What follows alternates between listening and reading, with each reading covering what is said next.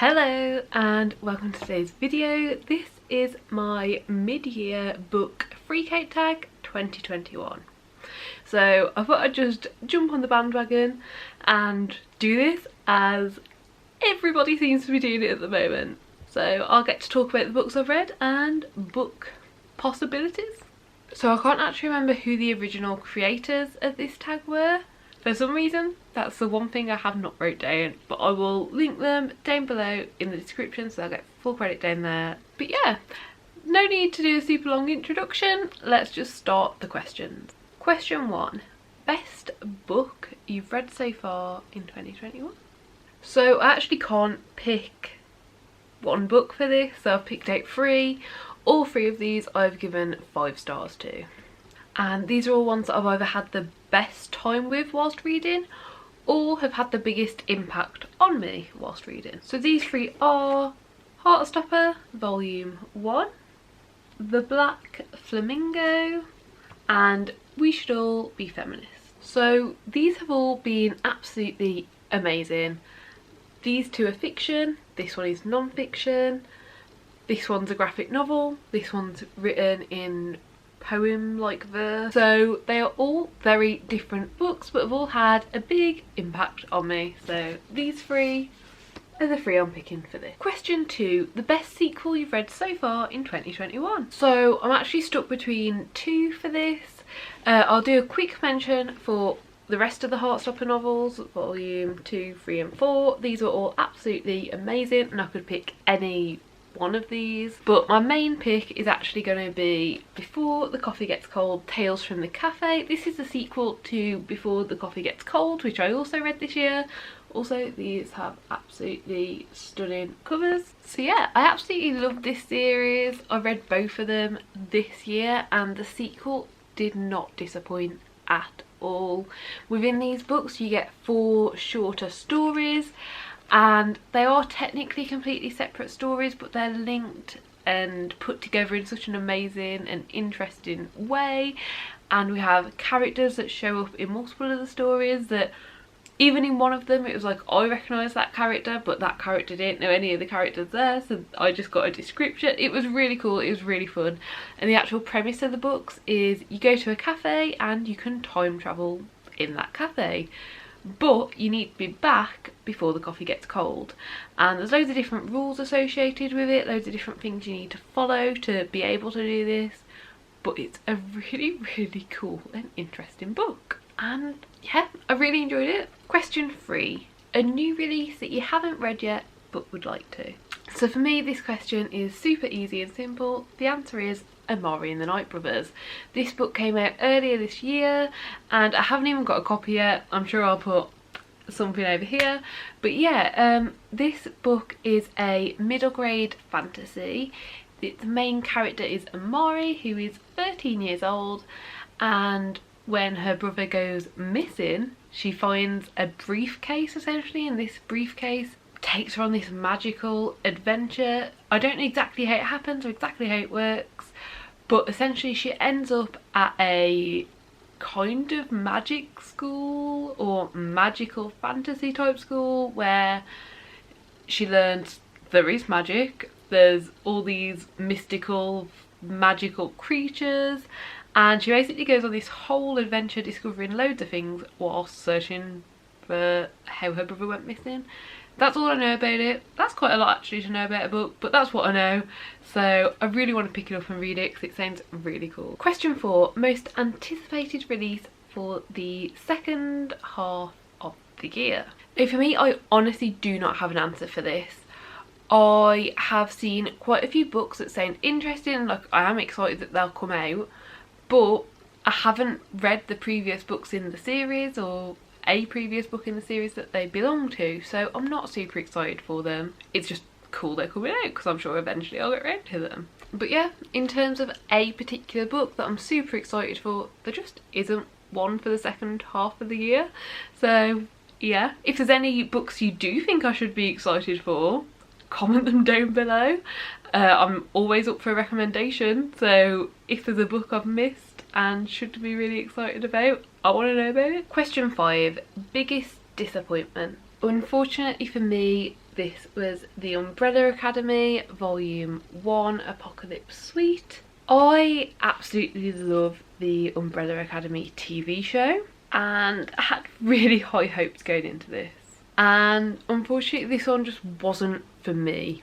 I didn't really like the stylisation of the graphic novel, and I also found it kind of lacking in the amount of intensity and also the storyline in general compared to the TV show, which honestly is something I never thought I'd be saying, but unfortunately this one was that for me. I'm not saying it's bad, it wasn't bad, it just was a big disappointment, and I think I only gave it 3 stars in the end, which it isn't bad. If I hadn't watched the TV show I'd probably have enjoyed it a lot more, and that makes it even worse, but unfortunately it was disappointing for me. Question 6. Biggest surprise. So my biggest surprise of the year was finding Audrey. I picked this up on a bit of a whim and wasn't expecting a lot from the book, but I was actually really pleasantly surprised with it. The mental health portrayal and representation in this book was really good. I mean, it wasn't perfect for me, but this book is aimed at a much younger audience than me, and I think for such a younger audience having that representation and having it presented in such a way is a really good thing, and it seemed really accessible for a younger audience, which is something I didn't have when I was younger, so I was really happy and pleasantly surprised by this. And on top of that, the actual complete storyline and how interesting the content was in this was really good, and I was really surprised by it. I was expecting it to be mediocre and it was really good, and I would definitely recommend it to other people, especially if you may be a bit younger. Really good book. Question 7.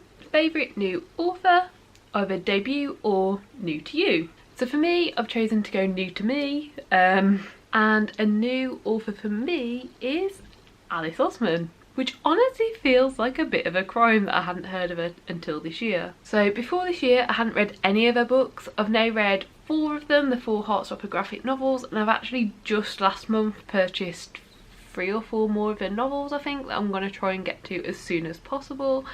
I really enjoy her writing style, I really enjoy the storyline, how everything's put together, I enjoy the representation. She's doing an amazing job on her website of all the trigger and content warnings, and she's really just coming at things from so many different angles. Really enjoying her. Question 8. Newest fictional crush. So for me, I don't really do fictional crushes, but I do fictional ships. So I thought I'd twist the question around a bit and answer that instead. So right now I am currently reading Forever, and I'm really shipping Cole and Isabel. As I'm reading it, I'm like this far through, they're not together yet. I really expect something might be happening there. So I'm excited by that, and that is the most recent thing that I'm currently shipping. So I know it's not a crush, but it's kind of like I want them to be together. So question 9. Newest favourite character. So I haven't read a lot of new books to me this year. I've been doing a lot of reading, but a lot of it has been rereading. So the book and the character I'm choosing from that book, I actually read it back in April, but to be honest, nothing new has competed with it since. So the character I'm choosing is Michael from The Black Flamingo.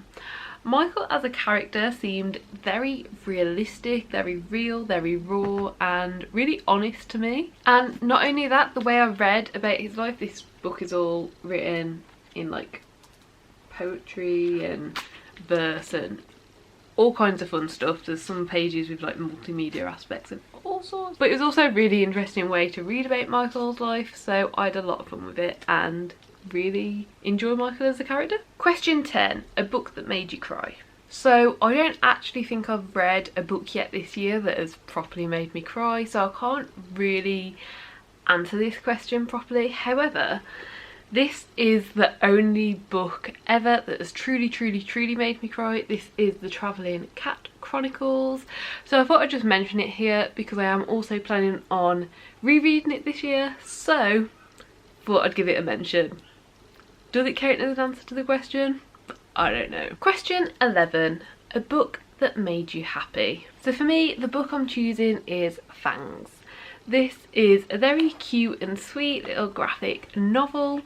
I didn't give it 5 stars. It wasn't amazing for me. It was still really good, just didn't hit the 5-star mark. I gave this one 4 stars, but I was just really truly happy in it. This is a book that I read and I was smiling away at everything, so I had to pick this one.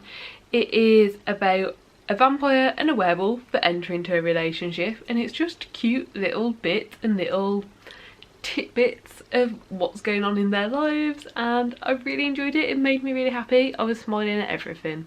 Question 12. The most beautiful book that you have brought or received this year. This has got to be these 2 amazingly gorgeous leather-bound foiled books that I found in 2 separate charity shops but on the same day, and this one is the Mayor of Casterbridge and this one is Rebecca, and honestly they are just gorgeous.